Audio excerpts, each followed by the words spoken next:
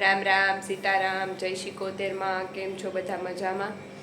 હું પણ મજામાં છું. જો વિશાખા વહી ગઈ છે સ્કૂલે, રામ વયા ગયા છે ઓફિસે અને હું વધી છું એકલી.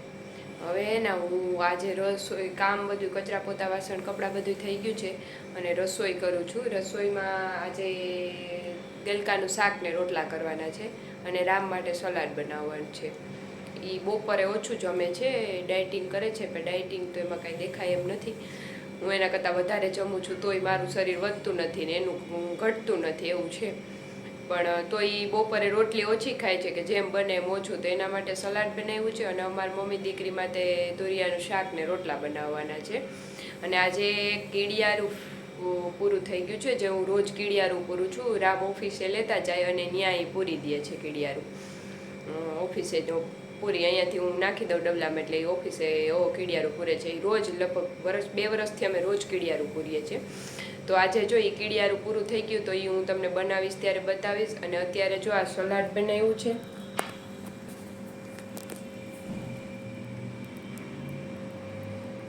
આ સલાડ બનાવીને તૈયાર થઈ ગયું છે અને હવે શાક સુધારું છું. તો શાક સુધારી જાય ને પછી 12 વાગે, કેટલા 11 વાગ્યા છે હજી 12 વાગ્યા પછી વિશાખાને તેડવા જવાનું છે પાછું સ્કૂલેથી. હવે ગઈને મૂકવા ત્યારે તો આજે રડતી હતી, હવે પાછી આવી ત્યારે શું થાય, રડે છે કે નહીં.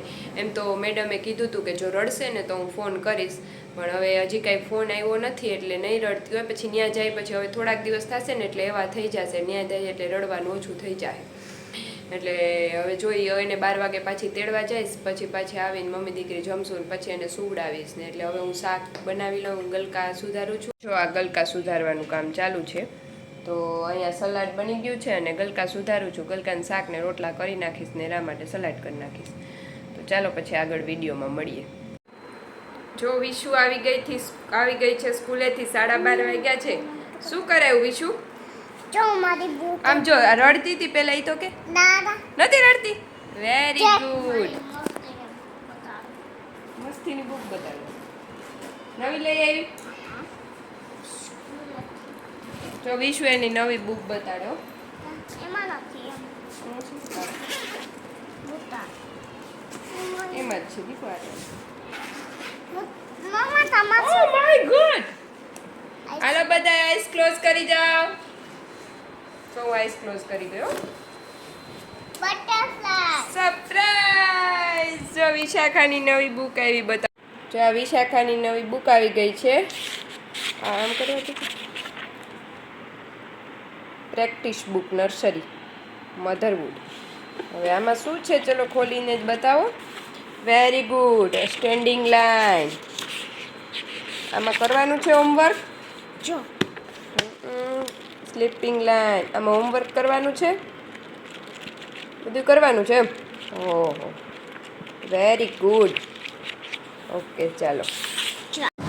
હાય ફ્રેન્ડ્સ, જો અમે વાગ્યા છે 10 અને આજે હે ને પાણીપુરી પ્રોગ્રામ, ગુવારનું શાક અને રોટલા હતા. એટલે રામભાઈને પેટ ન પડ્યું, એ કે પાણીપુરી ખાવા જાઉં. તો વાગ્યા મારા રોટલા ઘડેલા એમને પડ્યા, શાક એમને પડ્યા. 10 વાગે પાણીપુરી ખાવા જાય છે.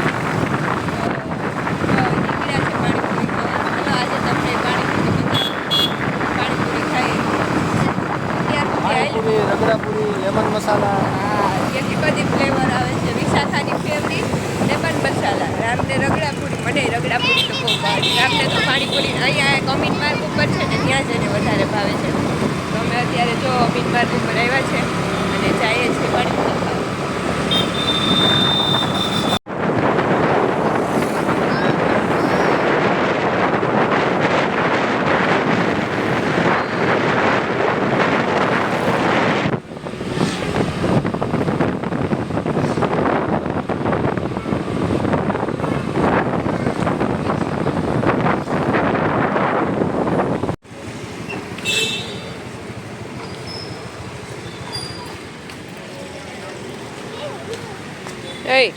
શું ખાવાય?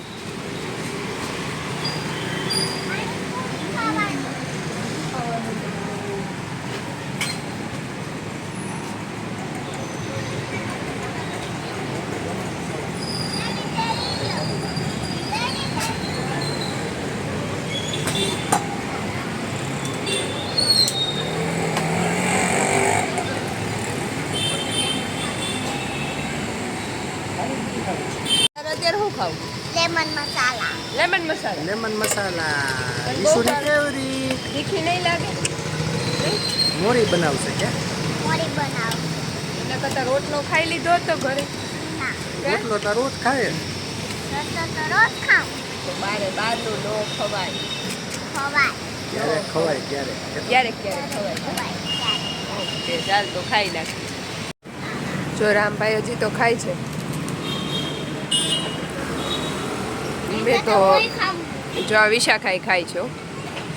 ને મેં તો 1.5 પ્લેટ ખાધી તો ધરાઈ ગઈ.